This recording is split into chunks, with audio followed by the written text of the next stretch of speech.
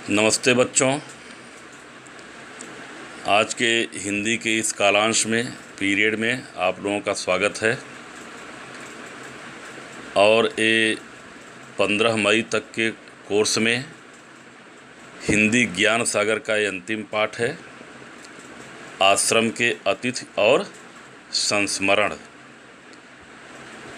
इसके बाद होना चाहिए था अभ्यास सागर, लेकिन चूँकि पुस्तकें उपलब्ध नहीं हैं, इसलिए इस पाठ को पढ़ाने के बाद अभ्यास सागर में जो जो व्याकरण दिया गया है, संज्ञा, सर्वनाम, क्रिया, विशेषण, अलंकार, बारी बारी से एक एक दिन में एक एक बिंदु पर हम लोग ध्यान देंगे और व्याकरण को भी पढ़ेंगे।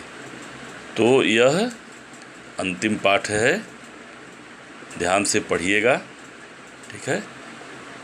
पाठ का शीर्षक है आश्रम के अतिथि और संस्मरण। आश्रम के अतिथि और संस्मरण, यह गांधी जी की एक छोटी सी घटना है। वो साबरमती आश्रम में रहते थे और वहाँ पे एक छोटी सी घटना घटती है। छोटी सी कहानी है, घटना मतलब कोई ऐसी अनुचित घटना नहीं है, तो छोटी सी कहानी है। इसे संस्मरण जो है वही है। हिंदी गद्य विधा में बहुत सारी विधाएं हैं, तो उसमें जैसे है यात्रा वृत्तांत, संस्मरण, कहानी, नाटक, उपन्यास, रिपोर्टाज, डायरी, उसी से में से एक है संस्मरण। एक व्यक्ति ने उस संस्मरण को लिखा है। आइए हम लोग पढ़ते हैं। सबसे पहले हम लोग शब्दार्थ देख लेते हैं। सकोरा, सकोरा है मिट्टी का कटोरी नुमा बर्तन। फिर अचरज, अचरज हैरानी, अचरज हैरानी, ठीक है। दूसरे पेज में देखते हैं क्या दिया है शब्दार्थ। अपव्यय, अपव्यय फिजूल खर्च, ठीक है। तीसरे पेज में क्या दिया है शब्दार्थ।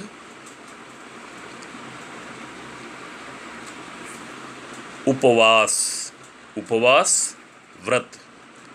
जब कोई पर्व वगैरह पड़ता है हिंदू रीति रिवाज में, तो लोग ईश्वर के नाम पर उस दिन कुछ खाते पीते नहीं हैं, और बहुत सारे लोग तो फल खा कर के भी दिन भर बिता देते हैं। कुछ लोग केवल शरबत पीते हैं, तो उसे उपवास कहते हैं। उपवास का मतलब होता है व्रत। इससे व्रत का मतलब होता है संकल्प। संकल्प मतलब लोग व्रत करते हैं, संकल्प लेते हैं कि आज के दिन मैं कुछ नहीं खाऊंगा, आज के दिन मैं केवल फल खाऊंगा, आज के दिन मैं केवल पानी पी कर रहूँगा। तो ये होता है व्रत संकल्प, ठीक है। और शब्दार्थ यहाँ पे दिया हुआ है, ठीक है। दिया है पूरन पोली। पूरन पोली महाराष्ट्र का एक प्रकार का स्वादिष्ट मीठा व्यंजन। महाराष्ट्र का एक प्रकार का मीठा और स्वादिष्ट व्यंजन है पूरन पोली, ठीक है। फिर है आगे अभ्यास कार्य। तो हम लोग चलते हैं, पहले पाठ को पढ़ते हैं। पाठ में क्या कहा, इस संस्मरण में क्या कहानी है, प्रभाकर माचवे जी ने लिखा है। उन्होंने क्या लिखा है उसे देखते हैं। आश्रम, जहाँ लोग रह कर के एक निश्चित दिनचर्या में रहते हैं, आश्रम उसे कहते हैं। पहले गुरुकुल होते थे, आश्रम व्यवस्था होती थी, छात्र उसमें पढ़ते थे। तो आश्रम में कोई अतिथि आने वाले हैं, अतिथि के बारे में कुछ छोटी सी कहानी है। तो यही है आश्रम के अतिथि और संस्मरण, वो याद, ठीक है। अब क्या है, हिंदुस्तानी प्रचार सभा। यह आज़ादी से पहले की कहानी या संस्मरण है। हिंदुस्तानी प्रचार सभा थी। यह प्रचार सभा क्या करती थी, गाँव में घूम घूम करके या कहीं भी जा कर के ये लोग क्या प्रचार करते थे, स्वदेशी अपनाओ, विदेशी का बहिष्कार करो। तो विदेशी वस्तुओं का बहिष्कार करते थे, उसका प्रयोग नहीं करते थे, केवल स्वदेशी वस्तुओं को अपनाते थे। यही ये सभा प्रचार करती थी। तो हिंदुस्तानी प्रचार सभा की बैठक गांधी जी की कुटी वही आश्रम गांधी जी की कुटी में होने वाली थी। गांधी जी की कुटी में न मेज थी न कुर्सी।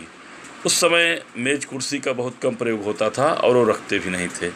गांधी जी चटाई पर छोटी सी गद्दी छोटी सी गद्दी थी। गादी पर बैठकर एक लकड़ी के फट्टे, लकड़ी का कोई जिसे हम लोग पटरा वगैरह बोलते हैं, तो लकड़ी के फट्टे के सहारे दीवार से टिक कर, और कुर्सी पर लोग जैसे पीछे उठक जाते हैं, तो वहाँ कुर्सी ना होने की वजह से गद्दी थी और गद्दी पे बैठते थे और पीछे सहारा किसका लेते थे? दीवार का सहारे। देखिए बैठे दिखाया भी गया है। तो फट्टे के सहारे दीवार से टिककर गांधी जी पुराने ढंग की लिखने की डेस्क क्या होता है? टेबल। आप लोग देखते होंगे जहाँ बैठते होंगे थोड़ा सा आगे ऊंचा रहता है और जिधर हम लोग बैठते हैं उधर हल्का सा ढलान होता है, जिससे लिखने में पढ़ने में आसानी हो, कि डेस्क से काम लेते थे। मिट्टी गोबर से लिपे फर्श पर, आज भी आप लोग गांव जाते होंगे देखते होंगे, या कभी कभी जिसका घर कच्चा होगा गांव वाले बच्चे, तो आंगन वगैरह में मम्मी क्या करती हैं? गोबर और मिट्टी थोड़ा मिला कर के लीप देती हैं, तो बहुत चिकना भी होता है, बहुत अच्छा रहता है। गर्मी के दिनों में तो खास करके लोग बरामदे वगैरह में अगर पक्की फर्श नहीं है, मिट्टी गोबर से लीप करके लोग ज़मीन पे ही कुछ अपना हल्का सा चद्दर वगैरह बिछा कर के लेटते हैं, बहुत ठंडा रहता है। तो मिट्टी गोबर से लिपे फर्श पर चटाई पर ही और लोग आकर बैठते थे। बहुत होता था चाहे उसी फर्श पे, और या तो क्या करते थे, एक चटाई बिछा देते थे, उसी पे लोग बैठते थे। उस दिन गांधी जी ने वहाँ एक कुर्सी मंगवाई। सब लोग नीचे ही बैठते थे, लेकिन वहाँ पर एक कुर्सी मंगवाई। खुद एक छोटी सी तिपाई ले आए। तिपाई जिसमें 3 पैर, चौपाई 4 पैर, तो जैसे टेबल होता है 4 पैर वाला, ऐसे ही तिपाई। पहले क्या होता था? गोल सा मेज होता था, गोल सा टेबल खाने वाला, और 3 पैर उसमें रहते थे 3 तरफ से, उसी पे टिका रहता था, तो उसे बोलते हैं तिपाई। ले आए और उस पर उन्होंने एक मिट्टी का सकोरा नीचे दिया है, कटोरी नुमा बर्तन। अब यह क्या होता था आगे पता चलेगा। मिट्टी का सकोरा रख दिया। यह देखकर और लोग अचरज, आश्चर्य, हैरानी, अचरज से देखने लगे, भाई यह क्या होगा। एक ने हिम्मत करके पूछा, बहुत सारे लोग आश्रम में रहते ही हैं, किसी एक ने पूछा कि बापू जी, आप यह सब क्या कर रहे हैं? जो कुर्सी मंगवाए, मिट्टी का सकोरा रखे, ठीक है, एक तिपाई लिए, तो उसने पूछा कि आप ये क्या कर रहे हैं? गांधी जी ने कहा, मौलाना अबुल कलाम आज़ाद आने, एक लीडर थे, मौलाना अबुल कलाम आज़ाद आने वाले हैं। वे भी स्वतंत्रता सेनानी थे, वे भी आज़ादी की लड़ाई में उनकी अहम भूमिका रहती थी। मौलाना अबुल कलाम आज़ाद, तो कह रहे हैं कि मौलाना अबुल कलाम आज़ाद आने वाले हैं ना, उन्हें ज़मीन पर बैठने की आदत नहीं। तो ज़मीन पर बैठने की आदत किसे नहीं थी? मौलाना अबुल कलाम आज़ाद को। उन्हें ज़मीन पर बैठने की आदत नहीं है। उनके लिए यह इंतज़ाम प्रबंध व्यवस्था इंतज़ाम कर रहा हूँ, ठीक है। और यह मिट्टी का सकोरा क्यों? उस आदमी ने पूछा, जो हिम्मत करके पूछा था। और यह मिट्टी का सकोरा क्यों? तो गांधी जी ने कहा, यह एक राखदानी है, राखदानी जिसमें राख रखते हैं या राख डाली जाती है, ठीक है। अब क्यों रखी जाती है राखदानी, यह भी बता दे रहे हैं। हो सकता है उस समय वो सिगरेट पीते थे, तो सिगरेट पीने के बाद जो राख होती थी उसमें झाड़ते थे, ठीक है। यह बड़े आश्चर्य की बात है कि वो सिगरेट पीते थे और वहाँ पर व्यवस्था उसकी रखते थे। आज के समय में ऐसा संभव है? कोई घर में सिगरेट नहीं पी सकता, सार्वजनिक स्थान पे नहीं पी सकता, लेकिन वो पीते थे और वो बर्दाश्त करते थे। गांधी जी अपने यहाँ आने वाले अतिथियों की सुविधा का कितना ध्यान रखते थे, यह इससे स्पष्ट होता है। उस समय इतना नहीं था, कोई सिगरेट पी रहा है, बीड़ी पी रहा है, गांजा पी रहा है कि तंबाकू पी रहा है, कोई बहुत ज़्यादा ध्यान नहीं देता था, बल्कि उसकी व्यवस्था कर देता था। ठीक है, आज के समय में यह कानूनन अपराध तो नहीं है, हाँ, लेकिन सार्वजनिक स्थान पे पीने के लिए कानूनन अपराध है। बस में पीना, गाड़ी में पीना, ट्रेन में पीना और बस वगैरह में, ये सब क्या है? कानूनन अपराध। अन्यथा सामाजिक अपराध तो है ही। समाज में सबके सामने आज के समय में आप किसी को नहीं देख सकते हैं कि कोई बीड़ी या सिगरेट इस तरह से पिए, जो सभ्य लोग हैं। गांव की बात अलग है, खुल्लम खुल्ला लोग बीड़ी या सिगरेट पी रहे हैं, वो बात अलग है। वे अपनी जीवन पद्धति क्या होती है? जीवन जीने की व्यवस्था, कला। तो जीवन पद्धति से दूर अन्य ढंग की जीवन पद्धति जीने वालों की अड़चन समझते थे। वे नहीं चाहते, कौन? गांधी जी। वे नहीं चाहते थे कि उन्हीं के विचार और आचार दूसरों पर ज़बरदस्ती लादे जाएं। वे नहीं चाहते थे जैसे गांधी जी की दिनचर्या है वैसे दूसरे की दिनचर्या हो। लेकिन कहीं कहीं देखिए ज्यादती किए हैं, अभी आपको पता चलेगा। तो ज़बरदस्ती लादे जाएं, थोपे जाएं, ज़बरदस्ती दूसरों से वही दिनचर्या मनवाई जाए, ऐसा वो नहीं चाहते थे। हाँ, कोई अहिंसक ढंग से उन्हें अपनाता तो उसका स्वागत करते थे।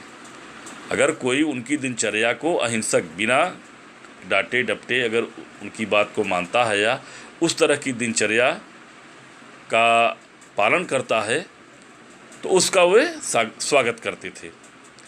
गांधी जी छोटी से छोटी चीज़ का ध्यान रखते थे। छोटी से छोटी चीज़ का क्या ध्यान रखते थे? अब देखिए, मनोहर दीवान, दीवान ये नाम है, मनोहर दीवान क्या है? नाम है। ये दीवान नहीं है जिसमें जो है कपड़े वगैरह रखे जाते हैं, जिस पे लोग सोते हैं। मनोहर दीवान, दीवान उनकी टाइटल थी। तो मनोहर दीवान से उन्होंने कहा पूनिया लपेटने का, पूनिया जो धागा होता है उसको लपेटते थे। आप लोग जानते ही हैं कि गांधी जी चरखा चलाते थे, उससे सूत काटते थे और उस सूत से धागा बना करके और जो कपड़ा बुना जाता था उसी को पहनते थे। ठीक है, ये उनका अपना सिद्धांत था। पूनिया लपेटने का जो डोरा था वह कहाँ गया? जिस चीज़ में उसको लपेटते थे उसको क्या बोलते थे? डोरा। और हम लोग डोरा किसको बोलते हैं? धागे को डोरा कहते हैं। मोटा जो धागा होता है इसको डोरा बोलते हैं। मुहावरा भी होता है ना, डोरे डालना, डोरे डालना, किसी को फंसाना, किसी पर अपना प्रभाव जमाना। वह कहाँ गया? उन्होंने दूसरा डोरा ला दिया, पर वे बोले नहीं, यह नहीं चलेगा। मुझसे डोरा गुम हो जाए, गुम हो जाना, खो जाना, मुझसे डोरा गुम हो जाए, खो जाए, यह कैसे चलेगा? मनोहर दीवान ने पूछा, बापूजी, इस छोटे से डोरे में क्या रखा है? बापू बोले, अगर मेरे हाथ से डोरा गुमने लगे तो स्वराज्य भी गुम होने। स्वराज क्या है? आज़ादी। आज़ादी भी, स्वराज भी, अपना राज भी गुम होने में देर नहीं लगेगी। ठीक। और एक देखिए क्या करते थे बापूजी, जो चिट्ठियाँ आती थी, जो चिट्ठी पत्री आता था, उस समय तो पत्र ही सब चलते थे, फ़ोन का बहुत ज़्यादा प्रचलन नहीं था। ठीक है, किसी किसी वीआईपी के यहाँ रहता था फ़ोन, वो भी वही चोंगा वाला, अंगुली डाल करके जो है उसको घुमाते थे। फिल्मों वगैरह में आप लोग देखे होंगे, अब तो कहीं है ही नहीं। तो बापूजी जो चिट्ठियाँ आती थीं उनके लिफाफे, जिस लिफाफे में वो चिट्ठी आती थी उस लिफाफे को तार के कागज़, तार मतलब ये तार नहीं जो बिजली का तार है और सब तार। पहले क्या होता था, पहले के समय में बहुत फास्ट संदेश, बहुत तीव्र संदेश भेजने के लिए एक होता था मोर्स कोड। मोर्स कोड एक कोर्स होता था। ठीक है, 3-4 उसमें जो है अंगुली से दबाने के लिए बटन होती थी और यहाँ लोग उसका कोर्स किए रहते थे। संकेत यहाँ पे वो टाइप उसको दबाते थे और दूर अलग अलग हर शहरों में एक एक तार घर होता था। हर शहर के या बड़े बड़े रेलवे स्टेशन पे तार घर होता था। उस तार घर में वो सब सुविधाएं होती थी और लोग जा कर के वहाँ पे कागज़ में लिख कर के संदेश देते थे। एक एक शब्द का पैसा लगता था, इसलिए वो बहुत महंगा पड़ता था। और जो संदेश, जैसे किसी की मरने की खबर है, किसी के अपॉइंटमेंट है, इस तरह से जो है संदेश देते थे। चूँकि वो अगर उस समय चिट्ठी 25 पैसे की थी तो तार करने में 8 रुपये, 10 रुपये, 15 रुपये एक एक शब्द के लगते थे। और जिसको पत्र भेज रहे हैं उसका जो पता है और जो मैसेज दे रहे हैं, संदेश दे रहे हैं, उसका पैसा लगता था। और जो व्यक्ति भेजता था उसके जो व्यक्ति भेजता था उसके पता का, उसका एड्रेस जो होता था उसका पैसा नहीं लगता था। तो प्रायः लोग लिखते थे मदर सीरियस, कम सून, बस हो गया, इतना हो गया। और बाकी उसका ठीक है, मान लो 20 तारीख को शादी है, जल्दी आइए, ऐसे केवल इतना ही संदेश देते थे। इतना ज़्यादा पैसा लगता था। अब पूरे भारत से तार व्यवस्था ख़त्म हो चुकी है, ठीक है, क्योंकि अब ज़रूरत ही नहीं है। तार 2-3 दिन में पहुंचता था, चिट्ठी महीनों में पहुंचती थी। और अभी जो है आप देख रहे हैं सीधे लाइव वीडियो से वीडियो कॉलिंग हो रही है, सीधे सीधे बात हो रही है। अब तार का, चिट्ठी का कोई महत्व ही नहीं रह गया। तो चिट्ठी भी लोग लिखना बंद कर दिए। तो वो होता था तार। तार के कागज़, चिट्ठियों के एक तरफ से कोरा कागज़ मतलब जहाँ बच जाता था लोग लिखते थे, और जहाँ कहीं बच जाता था या लिफाफे में जो जगह बची रहती थी तो कोरे कागज़ या बचे हुए कागज़ को, कागज़ पेपर जो होता है, बचे हुए कागज़ को भी संभाल कर काट कर रखते थे। वे सोचते थे कि कागज़ का अपव्यय मतलब फिजूल खर्ची, बर्बादी, अपव्यय हमें नहीं करना चाहिए किसी भी चीज़ का। आज भी देखिए, और इनके इस लेख को पढ़ने के बाद से मैंने भी कागज़ बचाना शुरू कर दिया था। और आप लोग भी कागज़ बचाइएगा। कैसे? जैसे कोई पेपर है, थोड़ा बच गया है तो मैं उसको काट करके रख लेता हूँ। काट के रख लिया, अब उसी में जैसे कहीं शीर्षक कुछ लिखना हुआ, कुछ लिख रहे हैं, कोई निबंध लिख रहे हैं, या बाज़ार जाते हैं तो बाज़ार में क्या क्या सामान लेना है उसकी एक लिस्ट बनाते हैं।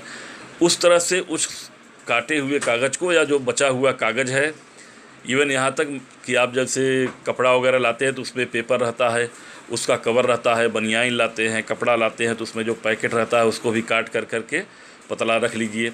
या बड़ा पेपर है तो उस पर आप गणित वगैरह का रफ कर सकते हैं, मैथ का, ठीक है। तो मैंने तो ऐसा कार्य शुरू किया कि भाई चलिए ठीक है, उसको मैं बचा लेता हूँ। जैसे आप लोग कागज़ लेते हैं, फाड़ फाड़ के फेंक देते हैं, खिड़की से बाहर फेंकते हैं। हाला जैसे जैसे बच्चे बड़े होते हैं, ऊंची क्लास में जाते हैं, वो लोग पेपर को फाड़ना कम कर देते हैं। लेकिन छोटे क्लास में, छोटी कक्षाओं में पेपर का बहुत दुरुपयोग करते हैं। अनायास बच्चे फाड़ फाड़ के कहीं उसका कुछ बनाएंगे, जहाज़ बनाएंगे, नाव बनाएंगे, या और बहुत कुछ बना करके उसे बर्बाद करते हैं, फाड़ते हैं। तो बचे हुए कागज़ को भी संभाल कर काट कर रखते थे। वे सोचते थे कि कागज़ का अपव्यय हमें नहीं करना चाहिए। बहुत अच्छी ये सोच थी उनकी, कागज़ का या किसी भी चीज़ का अपव्यय, बर्बाद नहीं करना चाहिए। गांधी जी यह भी चाहते थे कि सब चीज़ें जो काम में लाई जाएं वे स्वदेशी हों, अपने देश की बनी हुई हों। उससे कई कारण थे कि विदेशी लोग जब आए थे, अंग्रेज़ हमारे यहाँ शासन क्यों किए? क्योंकि हमारे देश में वे व्यापार करने आए थे और धीरे धीरे हमारे देश पे कब्जा कर लिया। तो व्यापार करने जो आए थे, अपने सामान को बेचते थे। शुरू से ही भारत एक बहुत बड़ी जनसंख्या वाला देश रहा है सदैव से। इस समय तो लगभग 130 करोड़, 1 अरब 30 करोड़ के लगभग आबादी है। उस समय भी आबादी थी। तो यहाँ पे जो भी व्यापारी आए उनका व्यापार खूब चलता था, क्योंकि बड़ा बाज़ार है, खरीदने वाले लोग हैं, उपभोग करने वाले लोग हैं। यहाँ के लोग बहुत ज़्यादा हैं, उपभोग करते हैं। इसीलिए चाइना का भी देखिए ध्यान भारत पे बराबर रहता है कि हम अपने सामान को भारत में बेचें। एक बार उन्होंने आश्रम, जहाँ रहते थे, आश्रम पहले ही बात हो गई है, तो यहाँ पर गांधी जी यह भी चाहते थे, ये तो हो चुका कि जो चीज़ें काम में लाई जाए वे स्वदेशी हों। एक बार उन्होंने आश्रम में कृष्णचंद थे, आश्रम के कोई सदस्य थे, तो आश्रम में कृष्णचंद से कहा कि बढ़ई जानते हैं, जो लकड़ी का काम करता है, पीढ़ा बनाता है, चौकी बनाता है या और जो भी लकड़ी के सामान, खिड़की दरवाजे बनाता हो, उसे क्या कहते हैं? बढ़ई। तो बढ़ई के सब औजार ले आओ। औजार क्या होता है? अब जिससे लकड़ी का काम किया जाता है, रुखानी होता है, आरी होती है, ठीक है, और अंदा होता है, सब बहुत सारी चीज़ें होती हैं जिससे लकड़ी को काटते छाँटते हैं, तो उसे क्या बोलते हैं? औजार। सब औजार ले आओ।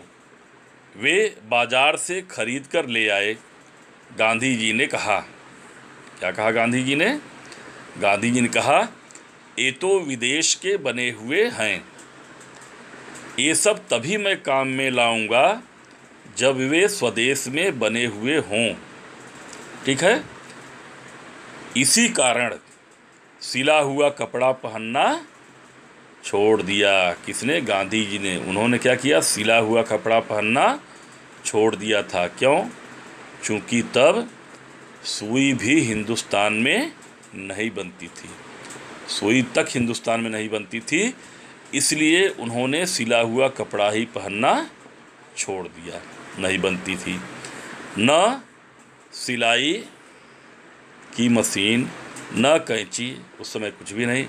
उन्होंने पुराने ढंग की धोती, जो पुरुष लोग पहनते थे वह भी धोती, जो औरत पहने उनको भी धोती कहते थे, तो उसमें जनानी मर्दानी कहते थे। तो पुराने ढंग की धोती और चादर, बिना सिला हुआ कपड़ा पहनना ही जीवन के अंतिम कई दशकों में अपना पहनावा बना लिया था। जीवन के अंतिम दशक 10 वर्ष को एक दशक बोलते हैं। तो जीवन के अंतिम दशकों में उन्होंने अपना यह दिनचर्या बना लिया कि वे सिले हुए कपड़े नहीं पहनते थे। एक दिन एक नौजवान सेवाग्राम में आया। सेवाग्राम, उस आश्रम को सेवाग्राम भी कहते थे। ठीक है, बहुत बड़ी एरिया में, बहुत बड़े क्षेत्रफल में बना हुआ था। तो नौजवान सेवाग्राम में आया। वह गांधी जी के साथ आश्रम में उनकी सहायता करना चाहता था। गांधी जी की सहायता करना चाहता था। क्या सहायता करना चाहता था? तो गांधी जी के आश्रम में उनकी सहायता करना चाहता था और सलाह लेना चाहता था। वह बोला, मैं आदमियों की सेवा करना चाहता हूँ, मनुष्यों की, आदमियों की सेवा करना चाहता हूँ, पर ईश्वर में मेरा विश्वास नहीं है। ईश्वर को नहीं मानता था। जो ईश्वर को नहीं मानता है उसे क्या बोलते हैं? नास्तिक। बहुत अच्छा। ईश्वर को जो नहीं मानता है उसे क्या कहते हैं? नास्तिक।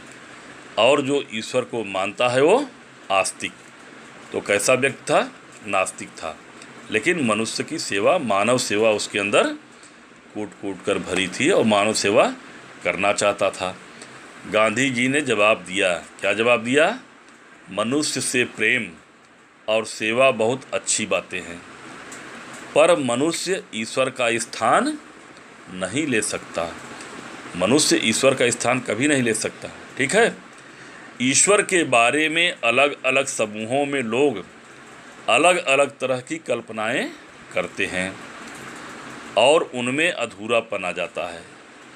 जो लोग ईश्वर के बारे में अलग अलग कल्पना करते हैं, उनमें क्या है? अधूरापन। ऐसा गांधी जी का मानना है, क्योंकि गांधी जी एक ही ईश्वर को मानते थे, चाहे वो अल्लाह हो या ईश्वर एक ही है। यह गांधी जी का अपना विचार था। असल में आप ईश्वर का नाम लेते हैं, पर अपने जीवन में उसकी सजीव प्रतिकृत, मनुष्य किसकी बनाई हुई? सजीव प्रतिकृति, ईश्वर का बनाया हुआ इंसान है, उसी को बोलते हैं प्रतिकृति। प्रतिकृति के साथ सही व्यवहार नहीं करते। हर मनुष्य में ईश्वर है।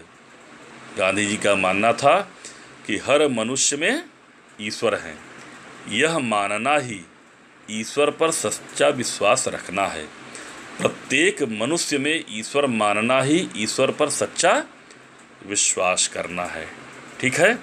यह गांधी जी का विचार था।